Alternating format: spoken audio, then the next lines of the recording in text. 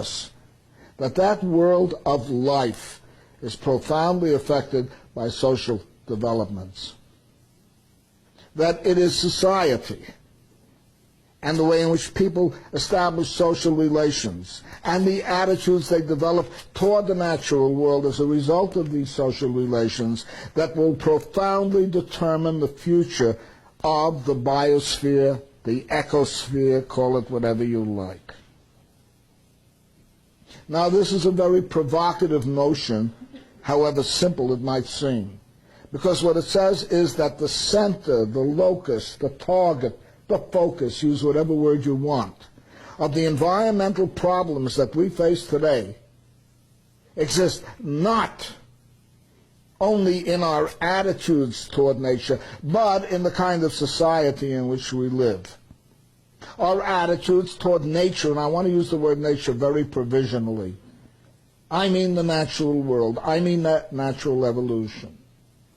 That phenomenon that we call natural evolution, of which we are products, and that evolution can be traced, our evolution in the natural world can be clearly traced today with an enormous amount of supportive paleontological material, or physical anthropology and the like, that our evolution out of the natural world, and we are still part of the natural world even as we evolved out of the natural world to form a social evolution, has profoundly affected the natural world. And unless, however importantly we talk about the need to change our attitudes toward the natural world, however importantly we think it is, we seek to evolve a greater sensibility, a richer sensibility toward the world of life around us,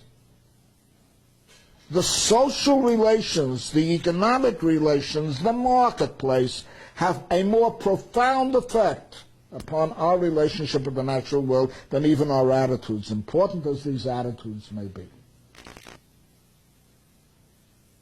The very idea of dominating nature, now let me stress the word idea here, because I am consistently misunderstood about this.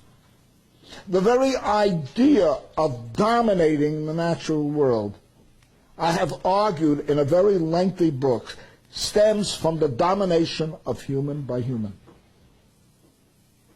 That with the breakup of tribal societies, and to the extent that these societies were egalitarian, to the extent that these societies viewed at least their own members, not those outside in most cases, but at least their own members in various tribes, as co-equals, to the extent that men regarded themselves as co-equals with women, to the extent that elderly people regarded themselves as co-equals with younger people, that the breakup of that sense of complementarity,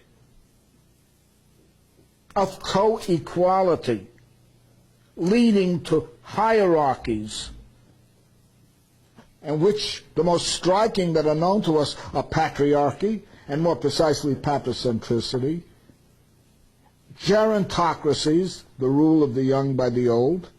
By the way, the most widespread, along with patricentricity, the most widespread form of rule that existed long before economic classes emerged. These age groups, and the basic idea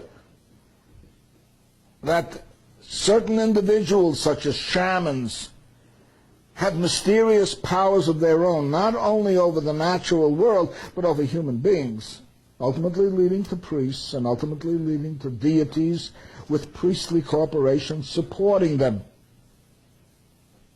conditioned our attitude toward the natural world. Nobody would have thought that you could dominate the natural world without first bringing domination into society. The very idea of domination wouldn't have appeared. Hence the idea of dominating the natural world, which can only be an idea. We can't dominate the natural world. It's an absurd statement.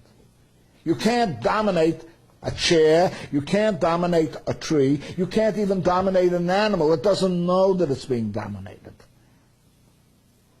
You have to have an intersubjectivity, an interaction between two subjects who know what domination means before domination can emerge, become meaningful, become relevant. That domination which existed among human beings gave rise as men began to dominate women, as age groups began to dominate, the older age groups began to dominate younger ones, as you began to see warrior groups dominating the rest of the community and forming a state, all the way through. That whole system of domination, which people internalize, which they make part of their psychic mechanisms, accepting submission, and women have done that for thousands of years, as you know. And many subject people have done that for thousands of years.